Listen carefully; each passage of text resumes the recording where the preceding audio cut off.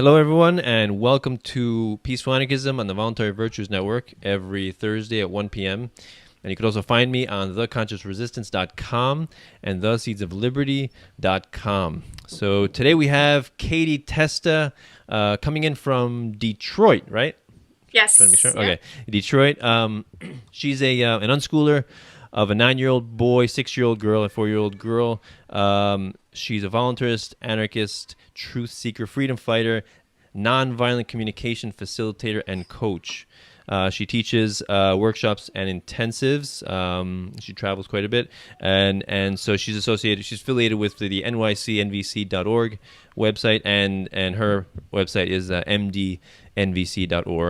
So we'll put all that in the description, and you can find her on Facebook. Delilah Declare, awesome name, very cool. and her Facebook page is Metro Detroit Nonviolent Communication. If you want to go over there, give her a like, because we all need more likes, right? Everyone wants to be liked. So, so Katie, thanks a lot for coming on the show. Yeah, thanks for having me. I'm excited. Yeah, I first heard about you through your interview with Luis on his Emancipated Human. And I'm like, wow, this woman is too happy. No, no, it was a great. It was her, yeah. This woman is just bubbling with life, and that's what we need, because, like we were talking about before, anarchist has such a gloomy connotation. People get scared of it. They freak out. They're like, oh, you want like the people killing and raping and murdering and stealing from each other, and that movie The Purge, Anarchy. That's what you want. That's that what you. Is that really? So it's kind of funny. It's like, no, actually, I'm just a regular guy, and I think that we shouldn't rob from each other. Isn't that such a revolutionary concept, right? Yeah, we actually want peace, right? Right. It's such you're just a utopian, idealistic person. So so before we get into to the topics, can you just go into some of your background in how you became a voluntarist, what influenced you, podcast, books, or personalities, things like that? Yeah, sure. So I had my first child when I was pretty young, and as soon as I had him, I wanted to really begin to understand like human development. How do people learn? How can I help this human being thrive and just have the best life ever? And so I started reading books and getting really curious and really enjoying just raising my baby. And when he turned about 2.5, family members started to ask, like, when he's going to go to preschool, when will you send him off to school? And just in my heart, like my heart just sank down into my gut, and I knew like that was not what I wanted to do. I really, really wanted to experience this life that I brought into the world, and I just got so much pleasure out of watching him learn and discover the world and see it all as new. And I wanted that to continue, and I felt a responsibility to do that as well, because I chose to have him. So I started to research alternative education approaches. Homeschooling was the first thing that I started to Google. At that point, I was still a statist, and I went to the library and checked out like every book they had on education, pedagogy. I read like a ton of Maria Montessori stuff, and a lot of her perspectives really resonated with me, but there were a couple of things that weren't quite right, particularly her perspective on like fantasy and imaginary play, that this was somehow like an escape from reality and not helpful. And I think in my observations of children, it's actually a way of getting into reality and practicing doing what adults do, and trying to discover it in using their minds.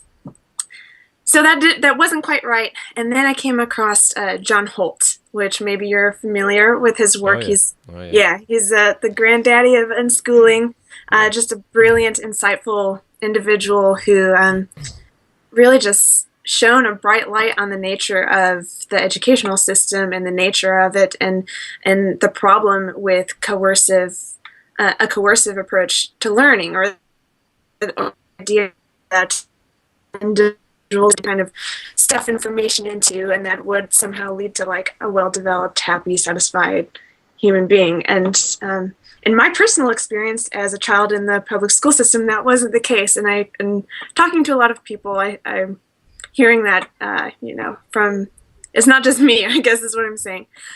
So I decided to look more into this whole idea of unschooling, and I started to look into like the people who are actually doing this, and addressing some of my fears about it. And through my research, just it made sense to me, and I thought that I would give it a shot. And I haven't looked back since then.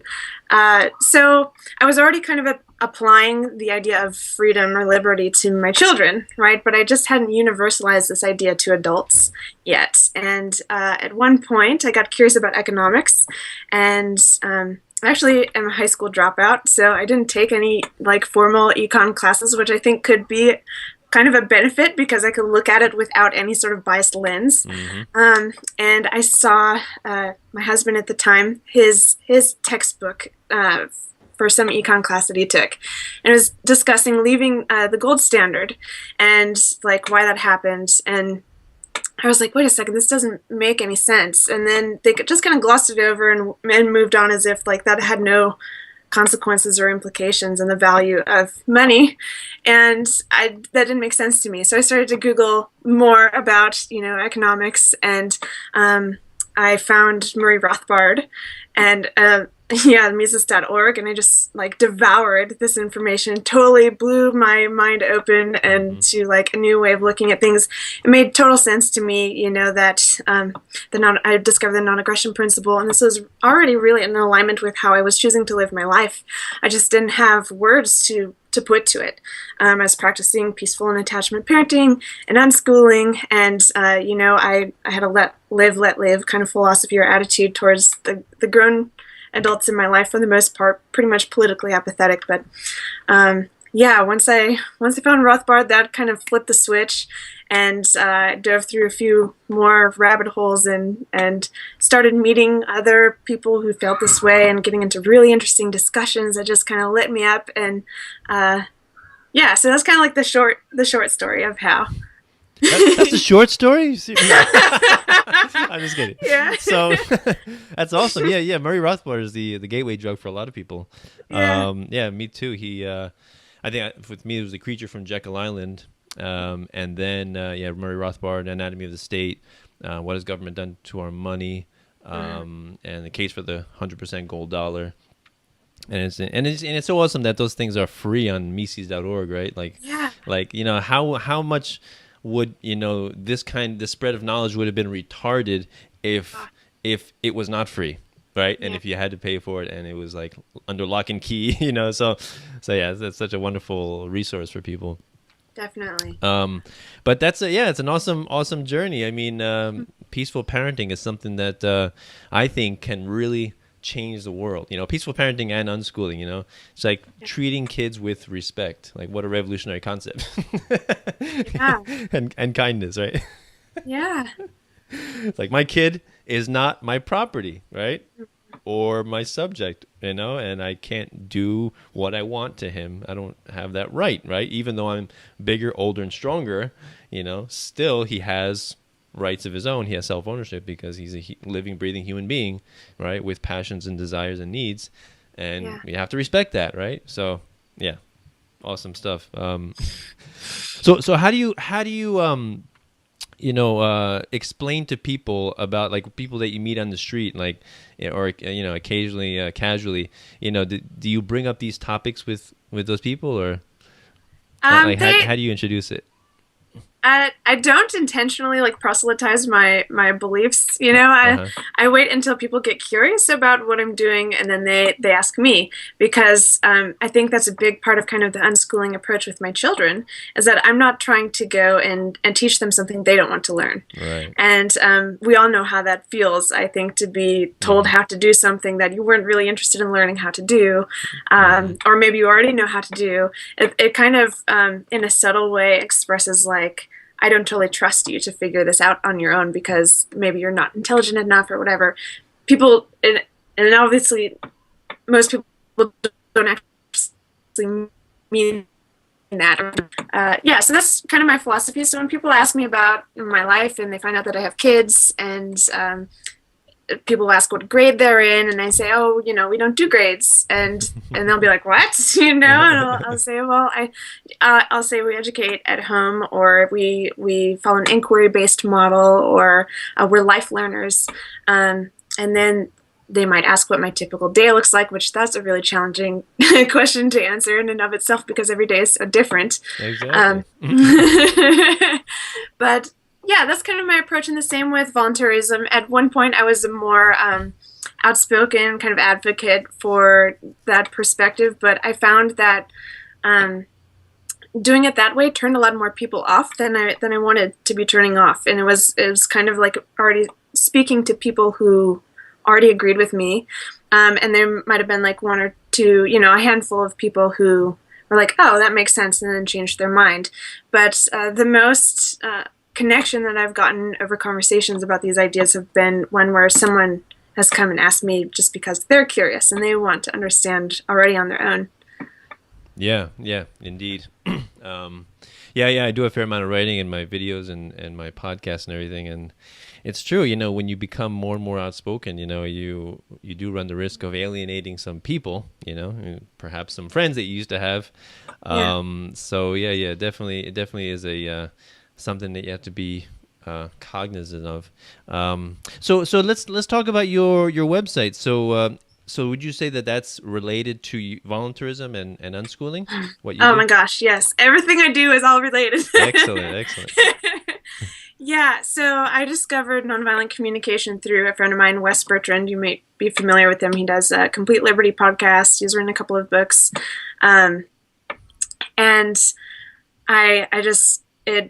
it was another kind of John Holt moment for me when I found the work of Marshall Rosenberg, that he had articulated something so clearly that made so much sense. I could see that this applied if everybody knew how to practice nonviolent communication within themselves and with their interpersonal relationships, that the government would dissolve, because the belief that I have an authority over another person would just be so it wouldn't meet my needs for consideration, for respect, for contribution, for care, for all of that, for nonviolence, for peace.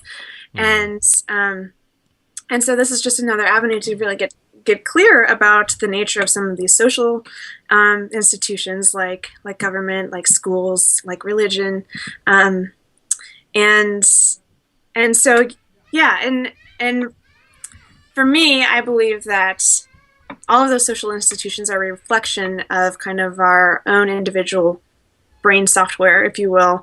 Like the government would exist if we didn't believe that it was a viable strategy to get our needs met, and that it somehow made sense. And while you and I might kind of see through that, the majority of people don't, and so the institution is there. But if people understood kind of the nature of it, it would disappear. Nobody would want to participate in it anymore because it would be against their values, right?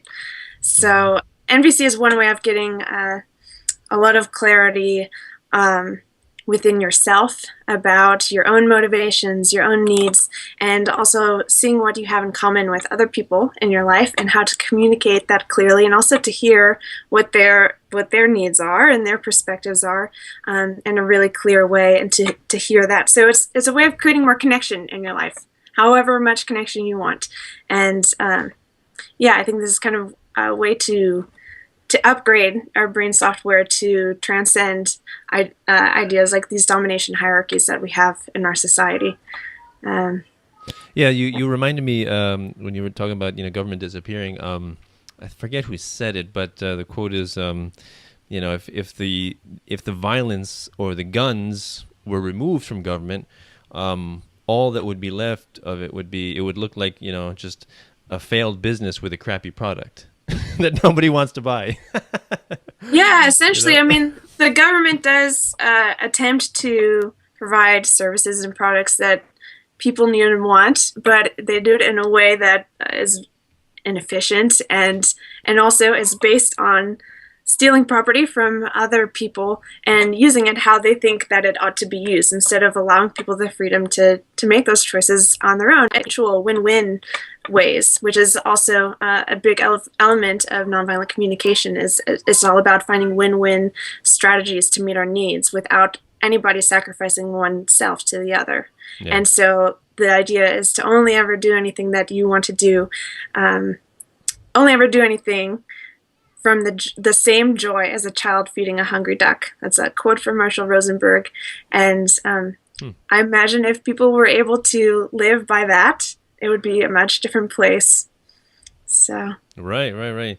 Yeah. Talking about democracy, I'm reading a book now called Beyond Democracy by Frank Karsten, and it's funny. He's like, when you complain or criticize about democracies, most people think, so what do you want, a dictatorship?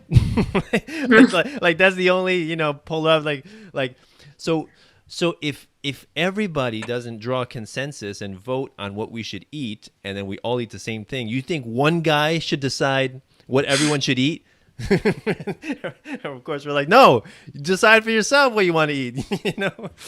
Yeah. So it's people have this. It's called the false dichotomy, right? If it's not this, it's that, black and white, right? There's no in between, no gray areas. Absolutely. That's another element of nonviolent communication that I see a parallel with to just exactly what you're saying, is that so often we're focused on one way to fulfill our needs, to get our needs met, one strategy. It's either this or nothing, or it's this situation that I really like or this situation that I really don't like, right? And in reality, there are thousands and thousands and thousands of ways for us to meet our needs, thousands of strategies, if we can stop focusing on the strategy itself as a need. And that's kind of where people get tangled up. For instance, I have to have a house to be happy. I might need shelter, but does it have to be a mansion on in Martha's Vineyard, or like there's so many different ways of finding shelter. It doesn't need to be just one way. And and so people get into conflict over this as well. Like, we should do this with these resources. No, we should do this with these resources. And instead of seeing that there's many different ways to solve these problems that we have with one another. Cool. So. Can you give me some examples? So you gave me one. Can you give me a few more, like how you apply nonviolent communication in your life? Oh, wow. Yeah. Maybe with your kids? Yeah, I can think of lots of different ways. Essentially, my approach to conflict, which is inevitable in human life, like my kids get into little spats and conflicts or disagreements, and what I'm doing as a parent is I'm looking for needs. And so in nonviolent communication, needs are universal. All humans have the same set of needs, and this is what connects all of us. This is what we have in common, and this is where we can get connection. And our feelings arise as a result of these needs either being fulfilled or unfulfilled, or based on the metness of those needs. So you might feel sad, frustrated, or angry if your needs aren't satisfied in the way that you'd like, or happy and excited and joyful, celebratory, whatever, when your needs are fulfilled. So I'm observing the feelings in my children and looking for the underlying needs. And if I can get clarity on what their needs are, I can find what strategies that we can use to meet those needs. And it might be, they have one preference. They want to play with this one toy. They both want to. And what they really want is fun and play. Those are their needs. And it doesn't need to just be with this one toy. We can find other activities, other things to do that also meet our needs for fun, play, engagement. So that's kind of an overview of what I might do. I could give you maybe a more specific situation if you would like. Sure. Yeah, let me just think of something. Or in my own personal relationships, like I mentioned that I'm divorced, I'm a single mom, and I learned nonviolent communication actually before I decided to get divorced, and I applied it to my life and did an assessment of what my needs were and realized that they were pervasively unmet, and that I learned how to articulate this, and that my needs matter and they're important, and so were my husband's, and that we could find ways to meet our needs that worked for both of us. And and it turned out that we had different preferences around strategies to meet our needs, and our values weren't in alignment. And I got a lot of clarity around this. I chose to end that relationship because it wasn't enriching my life, and I wasn't excited and happy to be there, and neither was he. So that kind of was like a huge, what some people might view as like a negative thing that happened, which for me has brought me a lot more freedom and happiness and fulfillment and self-connection. Cool. So any other examples you can think of? Yeah. So with my kids, in particular, my youngest, who's 4 now, but a couple of years ago, one thing that I picked up from Maria Montessori was to use like real tools and real glasses, real dishes, and furniture that fit the children's bodies, because they want to participate in the world in a real way and not just pretend, right? So, so one of the things I did was to use drinking glasses with my children, and not give them plastic, which requires a bit more awareness and observation, and also to, they need to develop skills to handle that in a way that works and not break it on the floor so that spills whatever all over.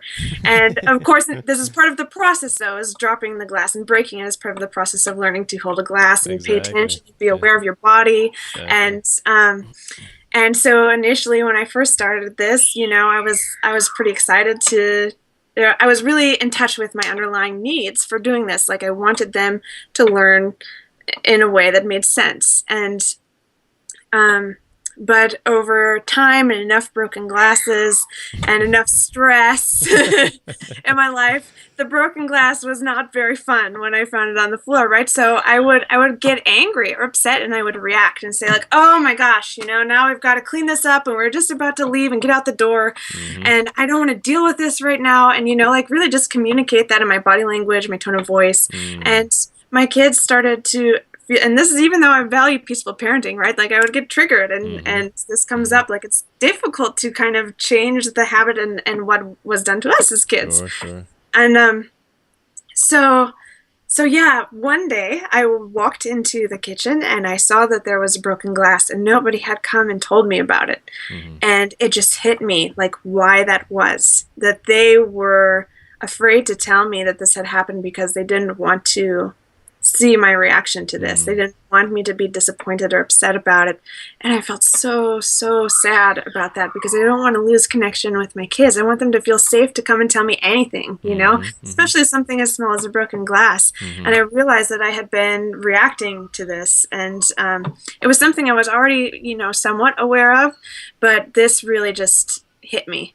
And so I went and found my daughter, and I said, I noticed that there's broken glass on the floor. And this is part of NVC, is to make a clear observation without any evaluations or interpretations or judgments of the situation. Like, you were a slob, or you were careless and you made a huge mess. That would be filled with my own judgments and interpretations of what happened. But my observation is, I noticed that there's a broken glass on the floor.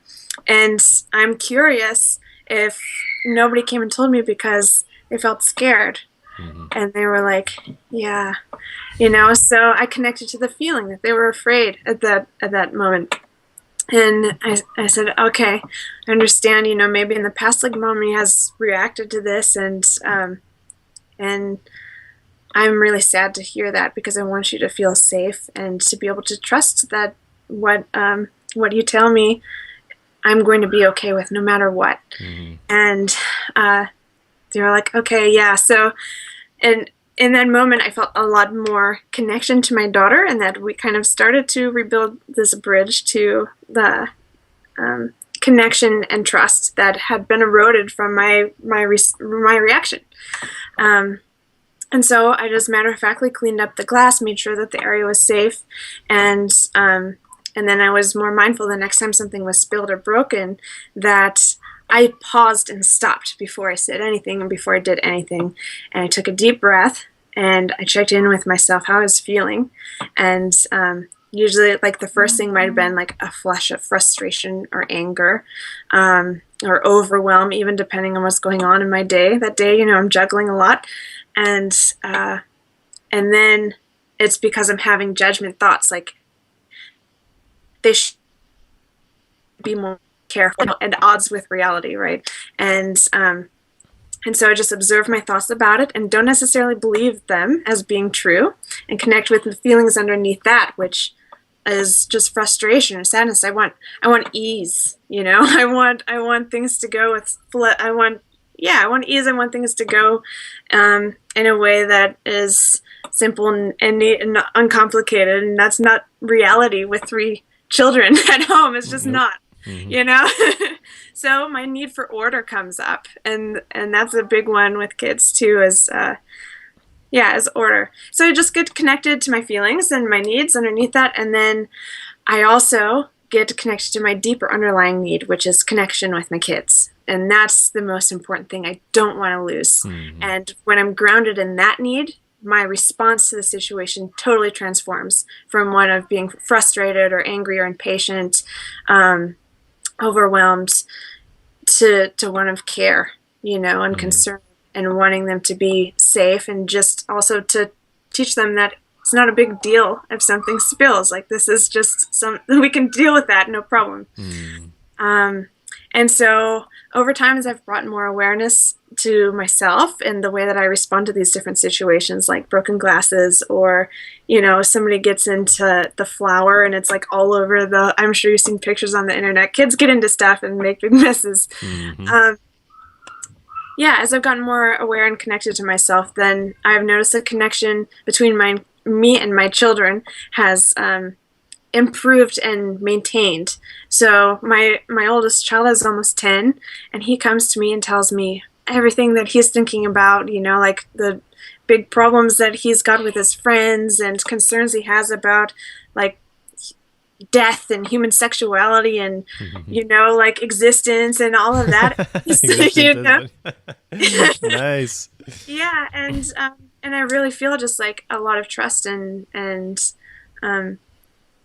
it's just made my life so much more wonderful to have that tool to fall back on, and that lens to look through, that clear way of connecting to myself and what's motivating me and my behaviors, and also what's motivating other people and their behaviors, and to find a common ground and to be able to communicate and get on the same page together. So you said so many great things that I want to talk about. I'm probably going to forget some of them, but the first one I want to say is, when I talk to people about parenting, I say that parenting is like a triangle, and you have 3 corners, and you can only have 2, right? You have 3 corners, and one is a clean house, one is like happy kids, and your sanity. You heard this one? No, but I'm just guessing. I'm a mom. So. Right. Clean house, happy kids, and your sanity, and you can only have 2. So it's you're right. Like, and my wife, she usually tells people that, when you have kids, you should automatically assume 50% of your property will be destroyed. And you shouldn't go crazy about it, because kids are kids. That's how they learn. They fall. They scrape their knees. They they fall off their bikes. They break glass. They make messes, and it's not because they're malicious or spiteful or trying to make us angry. They're just trying to learn about the world. Yes. And to get angry at them, and even worse, to hit them, is just to complicate matters and just add layers of confusion, and trauma to somebody who's just trying to learn about the world. They just got here. In our modern society and Western cultures, like the only, I think, kind of manifestation of this systematic distrust of children.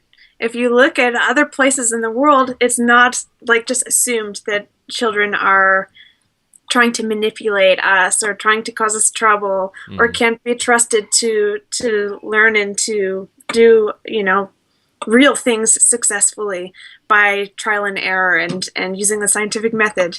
And and a lot of it is just the intergenerational transfer of what was done to the parent, to the child, and then from that child to their child, and so on and so on. And without bringing awareness and really conscious effort in healing your own kind of pains and things that happened to you as a kid, it's almost impossible to change. So Yeah. Yes, the appeal to antiquity. We have to do exactly what our parents, because it has been done like this for many, many generations, and it's also the cycle of violence, right? So unschoolers and peaceful parenters and attachment parenters, they are breaking the cycle of violence in the family unit, and that's awesome. Because it's a vicious cycle, and once it's broken, it doesn't have to be broken again. It's just the children don't have to learn, or they don't have to heal from their traumatic experience at government school, because they never experienced it, right? So it just propagates a feeling of peace and kindness and compassion and things like that. But the other thing I wanted to say is, you were talking about how you get angry, and I feel that too, and my wife too, and she calms me down, and I calm her down a lot. I think you're right. I think that is remnants of our past and how we were raised, and you see your parents and how they acted when things went wrong, and you're like, all right, that must be normal, that's how you act, right? But now with you're changing that pattern, and you're teaching your kids, no, there's a different way that you can act when things go wrong, and it doesn't have to be with anger and frustration and resentment, all these negative emotions that just cause more pain, right? You can actually, it can be calm and collected, and talk with soft tones, and it's just so hard. And but I try, as much as possible to do it all the time. So it's so important to just calm down. And it's really hard. It is really hard, and I want to be totally transparent about that. Like, I'm not a perfect parent. Exactly. I definitely have ideals and principles that I strive to live by, and values that I really want my actions to be in alignment with, but that doesn't always happen. And I don't think a lot of people talk about that in the attachment or peaceful parenting communities. I think there can be a lot of judgment slung at each other and all of this, and I would really love to see that change and more transparency be brought to the challenges that people face, and shifting paradigms and breaking out of how we've been programmed to interact with one another, and the habit, the decades of habit of think about how much time you spend in school, and how a decade or so or almost 2 decades in a family unit, and how much time you're picking up and absorbing what happens in that social structure, and what that does to your brain and your neural networks, and how it takes time and consciousness to do something different and to build new networks in your mind, so that it's easier to respond with compassion and patience and self-connection and in a calm way. And but it's totally possible. And I really, for me personally, nonviolent communication has been an awesome tool, an awesome set of skills, an awesome lens to look through that's really made this much easier. And the more I practice it, the easier it gets, the more wonderful my life gets. And my behaviors are more in alignment with my values. My family's more connected and happier.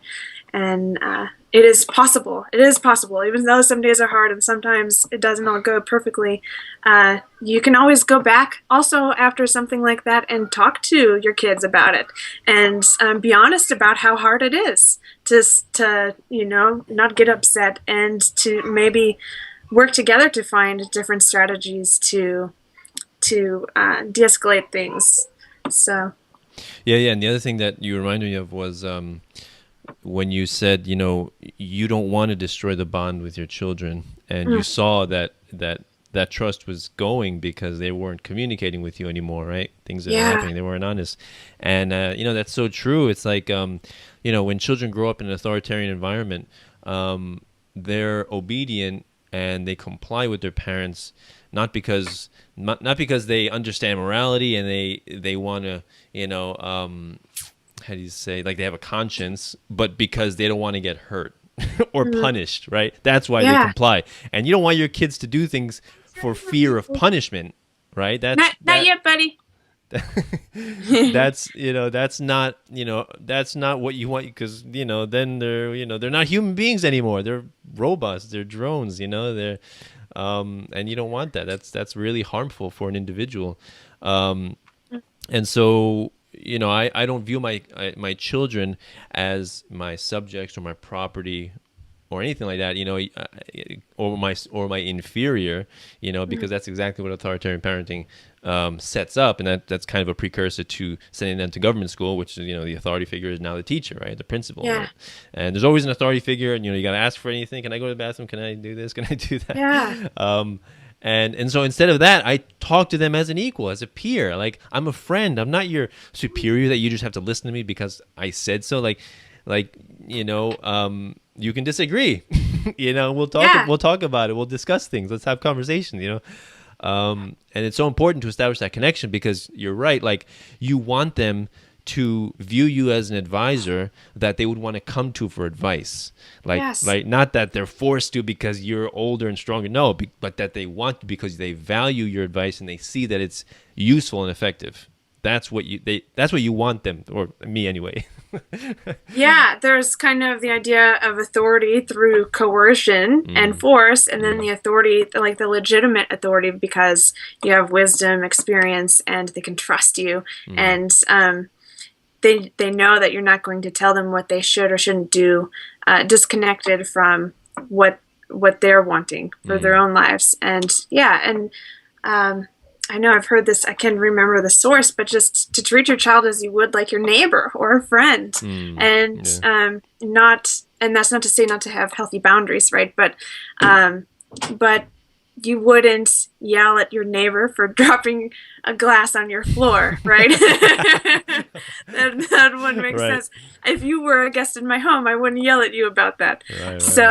Just to keep that in mind, that these are actual human beings with feelings and needs just like us, and they're just a little bit behind developmentally, but they're catching up quickly, and they're learning everything through what we model for them, and that's what they're learning, is how you behave and what you do and what you say.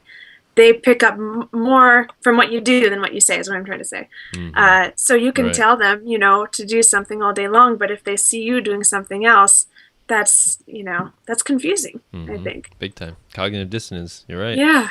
And I try so hard, if I see something that my son is doing or my daughter's doing, and I don't necessarily approve of it, but still, like, I try as little as possible to assert the fact that I'm the father. Like you said, like I don't want to assert that. I don't want to say don't do that, unless they're playing with knives or something like that. But for the most part, as much as possible, give them freedom to do what they want, right? And explore and have fun, and just learn through play, right? That's exactly what I understand unschooling to be, right? It's a play-based learning. It's child-driven education. It's whatever the child is interested in, that's what they're going to be learning. Like, I saw a great meme. You see a kid painting with his fingers, finger painting, and it says, "There's no such thing as just playing. This is how I learn." Yeah. Absolutely. I think John Holt pointed out that, learning begins the day of birth, or even in the womb. And in the womb. Right after I said that, I realized, he could have maybe started that a bit earlier. Exactly. Might just tweak that a bit. But improve it. But that human beings are natural scientists. They use a scientific method, and they're insanely curious. Like, this curiosity is as much of a drive as hunger, as thirst, as for like physical contact with another human being. Like, they want to understand how the world works, why things are the way they are. If you spend time with kids, all they do is ask thousands of questions and do experiments with the physical world until someone comes along and interrupts that and decides that they know better what they ought to be learning, and it's this, according to somebody else's arbitrary standards that have nothing to do with their actual life or what maybe they even want to be doing. Doesn't make any sense. And a couple of things that you were saying brought up two concepts for me in NVC, which is power with versus power over. And so the typical public school education system and also parenting model are more of a power over approach, like doing things to people instead of with them through support and guidance, care, respect, giving them the information and the reasons why we do things. And also another concept, which is and sometimes it is necessary that we use our bigness and our strength and our experience and our wisdom to protect our kids from hurting themselves, maybe from running out in the street or touching a hot stove, two classic examples, or from hurting another sibling. I can think about all kinds of things versus, spanking the kid for doing something that you didn't like, using the punitive use of force for punishing them because they were bad and wrong and they should have been good. So just two different aspects or two different approaches. I think one is more in alignment with what I'm after, Yeah. When I tell people about, unschooling, and I make posts on Facebook and, talk about freedom and let the kids explore and everything and no spanking. And they're like, so you would let your kids run in the street? It's amazing. Like, it's like either you spank them or you let them run in the street. That you have to choose which one. Yeah, again with that false dichotomy, right? It's either or, but that's not true. Yeah. Exactly. Yeah, because that's how most people have been brought up. It's like I was spanked and I turned out okay. And like, well, I would debate that. Yeah, it's pretty tragic to hear people saying that, and I would love to see more of the population kind of have more ease in considering alternative approaches to relating with one another. And I just find it pretty disheartening and sad that that's not the case. A lot of people get pretty upset when they hear these ideas because they're really different, and maybe it's painful to think that something like this happened to them and it wasn't okay. They don't want to think about it. So, and the other thing is that if you just look at it from like a standpoint of exertion, the authoritarian parenting and then sending them to government school, that's the easy way of parenting. That's the lazy way of parenting. You don't have to do much. You just send them there. The teacher will take care of them. They're gonna be fine, Or authoritarian parenting, do as I say, and that's it. Case closed. No conversation, no debate. Forget about what the kid wants. Right? That's it. But when you actually open a dialogue, that's difficult because then you have to be engaged, right? You have to find solutions, and you got to figure out a problem and how do we do this, and and that's awesome. I love that. I mean, it's so sad. You're talking about the questioning when kids start with the barrage of questioning, and so many times I hear parents say, "Oh, it's so annoying. My kid's asking all these questions." And I'm like, "What are you talking about annoying? He's learning. That's how he's learning." And you're just shutting him off, or you can't wait until he stops. And it's so sad. And then they're gonna figure out or get the message that if they want to figure something out, they shouldn't go to you. Because you don't have anything to respond with because you're just bored of their questions. Or even that curiosity is something that isn't welcome. That it's not cool to ask questions, right? And that in itself is really tragic. So I mean, and I can empathize with the parents that get kind of tired of the incessant questions, but I do personally get pretty excited about that. Like I love to see what they're curious about, and like they think about things in a totally fresh way that I might have forgotten about, like before I thought I knew what things were, and they help me to realize what I don't actually know, and if I don't know, I don't just say I don't know, I say I don't know, let's go find out, and show them the tools to kind of uncover these things and answer the questions that they have, or let's go talk to somebody who does know about this.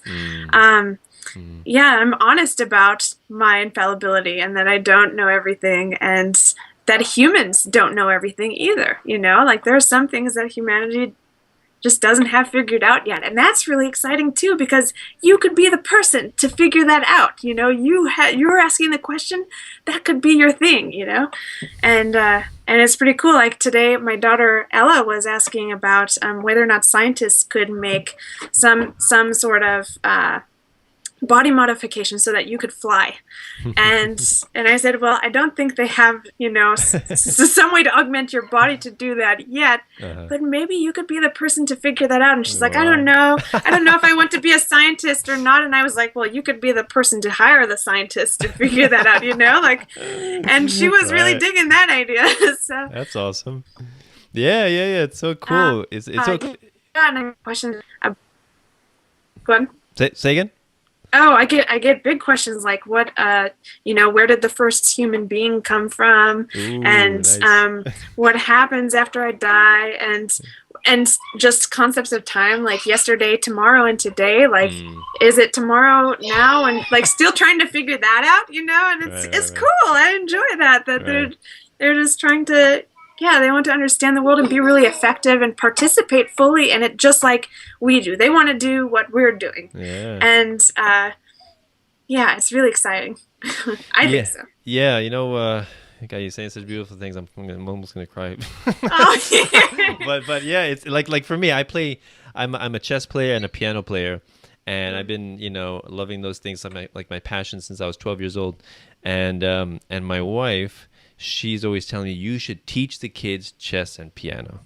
Yeah. So what do you think I said to that? Like, well, I play chess a lot. Like they see me, we go to parks and I bring my chess set and I play with other people. And I play piano on the weekends occasionally, and they see that. And if they, they come sometimes, they bang on the piano keys, and that's fine. And I'm like, well, if they want to, they're gonna ask me to teach them. And that's fine. But, for me to sit them down and say, now we're going to learn piano, that's a complete turnoff, complete deterrent. And I think it's counterproductive, and when they're ready, when they really want to, they're going to ask me and they're going to want to learn and they're going to be awesome at it. So, and this is the other thing I wanted to tell you is it's like as parents, I think a lot of parents are like this. We all have our desire, or let's say our interests and our hobbies and our belief systems, right? Like, I'm chess and piano, and you're nonviolent communication and, voluntarist and all this kind of stuff. And what we would love is for our kids to be like us. Most people, I think, right? We would love, you would love your kids to do nonviolent communication. I would love my kids to do chess and piano. And that's the problem. We're always trying to impose our beliefs onto our kids. But you have to ask the question, well, what do they want? maybe they don't want to do a nonviolent. Maybe they don't want to do that as a job. Maybe as a career. Like maybe they want to do something else, and that's fine. Like that's completely fine. They have their own lives. So I think that's something that most parents have to realize is that we all want to impose what we think is important. Like my grandfather, he's like PhD in physics. So what do you think he wants to teach kids? Physics and mathematics. What do you think he thinks is important for kids to learn? Not piano. Not piano, right? So he's like, mathematics is not. I'm like, oh my god. Yeah. So yeah. So what do you think about, like, have you met parents like that? Yeah, I mean, I've met parents like that. I've met children who have grown up into adults to do what their parents did because they were taught that, Right. Like, I'm going to be a pilot just like dad is a pilot, and then they totally follow their parents' life path, and they end up miserable. And then they end up like having some career change in the middle of their life, and and as far as like with me and nonviolent communication, I've never taught my kids anything formally about NVC, but I practice it with them and I model it. That's the most important. That's the most important part. And I see them practicing it with each other and with me, and I've never taught them ever. That's awesome. Like the other day, we went to the Midwest Peace and Liberty Fest in Delton, Michigan, which is a voluntarist event. I'm jealous. Yeah, it was awesome. We camped with like a bunch of other families, other unschoolers, peaceful parents. Me feel, oh man, see that? Yeah, it was great. Cool. And now I totally forgot what. I'm sorry. You went to the Michigan thing and you camped out and. Yeah. The modeling and my son Noah, he was doing NVC with his sister, who was kind of frustrated because there were a lot of kids there, and it wasn't really clear like whose property was whose, because we were all kind of in this orchard and lots of tents, and so kids were coming into our space, and she wanted to have some space just by herself. She wanted to hang out in her hammock and not have anyone be talking to her or touching her, and that wasn't going on, and so she was getting upset. And my son Noah said to Ella, like, "Oh, Ella, do you really just want some space right now and just to be left alone and not to have these kids around?" And she was like, "Yeah." And just that sentence right there is something that I would have said to her and that I have said to him, like guessing what their feelings and their needs are. Like you just want some space. Because I know that it's true. They learn what you do. And that's why it's so important to work on yourself and don't worry about working on your kids. The more that you focus on yourself and getting really clear on what you want in life and being successful at that, they'll learn that, they'll pick that up, and they'll reflect that. They're kind of like little mirrors. And so that's what I was... I'm happy that I remembered. No, it's so true. Like if I really wanted to teach my kids chess and piano, I should play so much piano and so much and do so much chess and show them that I love to do it, right? Yeah. And if they really want to learn it, then they're going to want to learn it because they can see how much I love to do it. That's a perfect way to instill the love of doing things, right? And that's really so important that I think I was talking to this other woman I interviewed who's an unschooler, and she was saying that teaching kids to do things for the value of doing them, not because they're going to get a reward, right? Yeah. Or punishment. and the whole intrinsic motivation, right? Right. And one of the things that she was saying was that she doesn't give her kids chores, which kind of is revolting to a lot of parents, a lot of authoritarian parents, because that's what most kids are raised with, is chores. You just got to do stuff that you don't like, but some things in life you're not going to enjoy doing, and you just got to do it. And actually, I heard that explanation for public school as well. Not all things in life are fun. Some things you just have to do. Yeah, that's a whole nother concept in NVC. I'll keep drawing parallels. Awesome. That that people learn that they to do things because they should and because they have to, and not because they want to, and because they're meeting their own needs through doing so. And that's exactly what you just said. It's all about finding that intrinsic motivation to do things that you're inspired and excited to be doing, and you'll naturally be really productive, and you'll naturally learn a lot doing those things. And another thing is your child might see you like totally dedicated and committed to playing the piano and loving it and just be passionate about it, and they might not ever pick up the piano, but they will observe you doing something that you love and that really enriches your life, and that's super exciting and awesome to you, and they'll find that thing and have that same energy and that same that same sense of life around what they do. And that's what it's all about. It's not like being exactly little mini clones. It's about their what's their inner motivation, like why are they doing what they're doing. I want my kids to be happy, I want them to be excited to be alive, and not just life has to suck. No, it doesn't. It can be awesome. Right. Yeah. Life just sucks. What are you going to do, And my grandfather, I remember he said, and he's not too keen on homeschooling, never mind unschooling. Yeah. But one question he asked is, what do you want your kids to be? Don't you want your kids to have a successful job, Doctors a nice and lawyers, house, of course. a nice house and a nice car? Don't you want that? And I said, no, I want them to be happy. That's all. That's fine. Doesn't matter what they're doing, what house they have, what car they have. If they're not happy, then that's not good. That's not a success in my book, Yeah. Because if you're not happy with what you're doing, that's to me, that's akin to failure. Forget about monetary gain and, wealth and assets and things like that. If you're not feeling spiritually fulfilled, you're on the wrong path. That's the way. So you get that question too, like what do you want your kids to be? People ask. You know what? I have never been asked that actually, but people will ask my kids what they want to be Okay. when they grow up, And which I think is kind of a funny question because, it is. you know, like, and who says that you can only be one thing and you have to Right. choose, and you have to choose it now, you know? Right. I know. And my kids kind of like scratch their heads at that, like, I don't know, you know, like they're not thinking about that. They're in the moment, what's relevant to their lives today. Right. And as they get more exposure to the world and different people and different things, they'll discover that in their own time, and it'll happen. And I trust that. So I'm not stressed when they don't have an answer. And that question to me kind of assumes that kids are incomplete. And, Yeah. you know, it's like they're lacking in something. You know, you're not grown up yet, but you're going to be grown up. And so what are you going to be? And like you said, you have to choose one thing. And like, oh, man, this is so stressful. I can only choose one thing. Oh, no, what am I going to do? What if I choose the wrong thing? Yeah, and that life is kind of like, oh, you'll go through school, you graduate, find a life partner, have kids, and the Right. whole like that's the story that people have been told for a long time, that's a happy, successful life. And I think a lot of people have lived that and discovered that that's not actually the case, you know.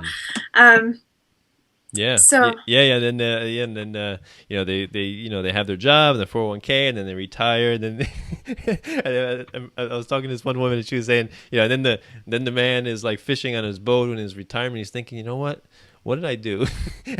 I could have done this, I could have done this fishing a long time ago. Yeah. And instead I devoted my life to pleasing, satisfying other people or culture or what society expects of me or my family expects of me, and it's constantly, seeking approval or, things like that. So yeah, totally. Yeah. I also get a lot of times I'll get people quizzing my children, which I think is interesting. Yeah, like, that's you're sad. homeschooled, That's so sad. like, do you know 4 + 4? And my son will be there like rolling his eyes, like, oh my gosh, are you serious? And that's another thing, John Holt, he's like one of my favorite guys. So I'll keep quoting him. He talks about the difference between a quiz question and an actual question. And like an example of this would be, say I'm in Manhattan and I'm like, hey, how do I get to 26th and 5th? I don't actually know at that point, and I'm thinking that you have the answer, right? And I'm hoping that you do, and that you can tell me, and I'll benefit from this, and then I can move on. Right. Whereas if I did know how to get to 26th and 5th, why would I be asking you to test you and see if you knew? Because I think that maybe you don't and you should. And it's like, I don't totally trust that you know what you need to know and that you're capable of finding out what you need to find out when you need to find it out. And so, yeah, I get kind of bothered when this happens. And it tends to be like family members who have teaching backgrounds or acquaintances that kind of come from a different model. And I can also hear in that, though, that they really care and want to contribute to my children's success and make sure that they're okay. And they're worried maybe a little bit because it's just different, and they haven't done the research, and they haven't had the experiences that I have had. And it takes some trust. Yeah. Yeah, I don't want to keep you too long. I hear the kids are getting rowdy, so yeah. but I just wanted to say that that's a really good point. That it's like, again, parents are measuring their kids or other people's kids that are being homeschooled or unschooled. They're measuring them according to their own interests or hobbies or passions, or knowledge that they gained. It's like if I go up to somebody and I say, "Do you know how to play piano? Do you know how to play Beethoven's Moonlight Sonata?" Yeah, no. Like, what is wrong with you? Well, you should know. Well, you should. I taught you that. I know. It's like I like to think about all of the bits of information that human beings have thought of, and the books that have been written, and the articles, and people talking, and philosophers, and all of that information, and we think that a certain fraction of a percentage is important for everybody to know. Yeah. Who makes that choice? Who makes that determination? Based on what? Like, what authority do you have to determine that this information is what everybody should know, right? So. Yeah, it's entirely arbitrary, and it's learning isn't scalable.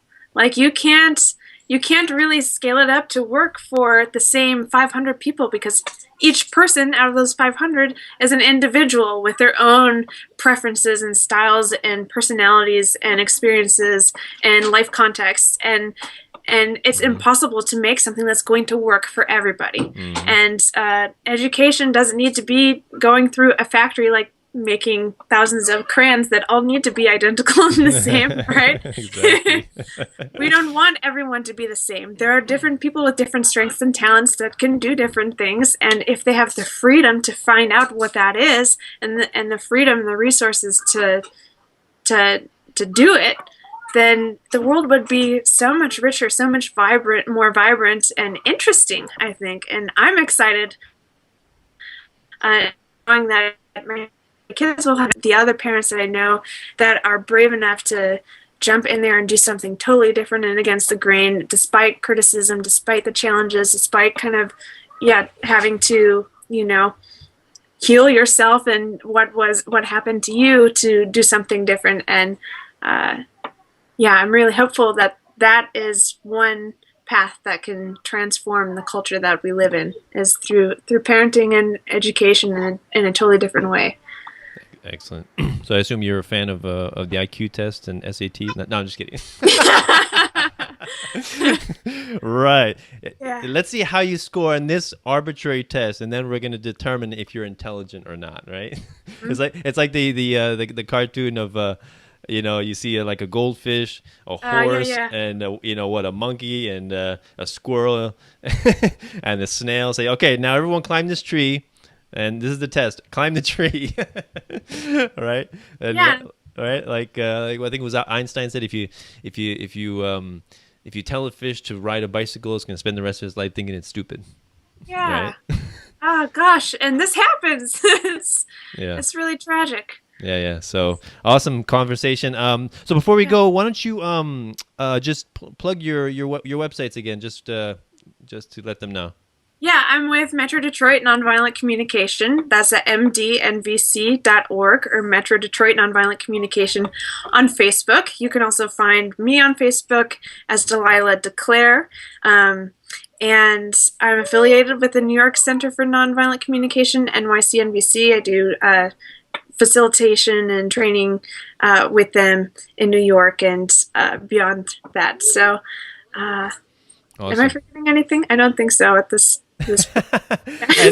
and also your Facebook name, Delilah Declare, so that's not your real name. So can you just explain to them real quick the significance of that name, or the last name? Yeah, Declare is the last name of I want to be famous, a female anarchist from the 1800s. She was also from Michigan, where I live. And she ultimately was an anarchist without labels, but she was a prolific writer, just wrote really beautiful, insightful things about humanity, and was really an inspiring figure for me, as libertarianism, anarchism tends to be a pretty male-dominated little subculture. So it's just great, and I would love to see more people know about her as Voluntaryist Declare, Decleyre. If you Google her, you can find the wiki page. Her life is fascinating, the story of her life, and check out some of her writings and see what you think. Cool. So before we go, just can you give people a message, like, for those parents that are interested in unschooling or homeschooling, or are scared, or also for those parents who are on the fence about it? What would you tell them?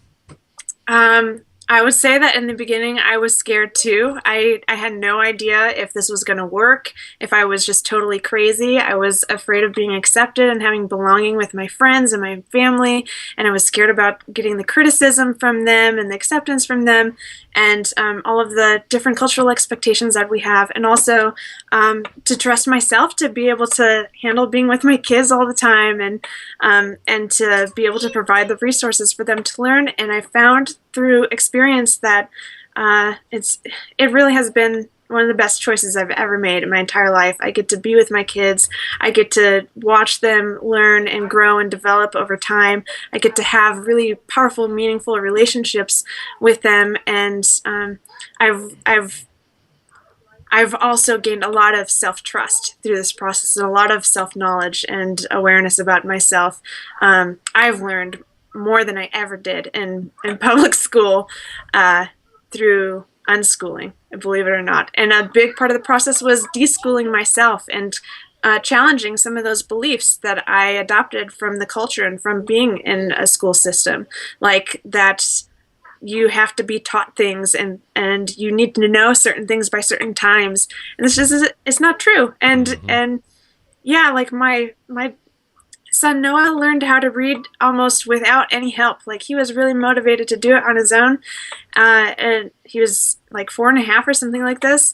And that was one of the things I was really concerned about. Like, how can I teach a kid how to read, you know? But I didn't have to teach him. He just came to me with questions, and all I did was answer them. It's that simple. Exactly. Just answer the questions, provide them, accept them, and love them, and you'll be blown away. You won't regret it. Beautiful. And also, it's not for everyone too. You know, it's not for everyone without support. You've got to be able to find support and have community. And fortunately, with the internet, it's totally possible to connect with other people who are considering these other approaches. So seek those people out, get connected with them, develop a network so that, you know, even though you're doing something totally different than the culture around you, you're not alone, no matter where you are. So yeah, that's so important. Networking with people, you know, meeting other homeschoolers, unschoolers in the area. Yeah, Facebook groups. Yeah. It's so important because it's easy to be isolated, and you know, it's not about, you know, some people think, like, I tell them homeschooling and like, wait, so you just lock them in a room and you throw books at them and what? You give them food occasionally? Is that what you do? Yeah, exactly. I treat them like a prisoner. It's my hostage. yeah. So yeah, a lot of No, that's what happens when they go to school, right? Exactly. Exactly. So got a lot of education to do with ourselves and other people who are, you know, interested in trying this out. So awesome conversation. Katie, thank you very much for coming on the show. So if anyone wants to donate, do you receive any donations on your website? Do you have any options? I don't, you know, I might want to try that out. Yeah, if you're suggesting it. Yeah. Why not? You know, if people want to help you out, you know, they like your cause, and you know, they want to support you through other means, you know. So yeah, why not? Don't turn it any avenues of you know, income down. But you're right. I haven't explored all my possibilities here. What have I been doing? See that? See, we're learning right now. Thanks. Yeah, exactly. So if anybody wants to donate to me, my show, you can do so through Bitcoin and PayPal. And also be accepting Patreon quite soon. I just got to set up the account. I know I keep saying that. I'm a procrastinator, but I need another guy. I need someone else to do. I got so much stuff going on. It's like personal assistant time. Yeah, it's like, I guess that's when you know you have to hire somebody, right? It's like, yeah, you're like, I can't sleep anymore. I just have to do stuff. You know, sleeping is just, it's like, it's so annoying. It's like you just gotta sleep, and that's time that you could have spent doing stuff, doing something valuable. Totally feel you, yeah. Right? It's kind of definitely. Funny. So all right, so I hear the kids asking questions. You know, she needs to get back to her unschooling. So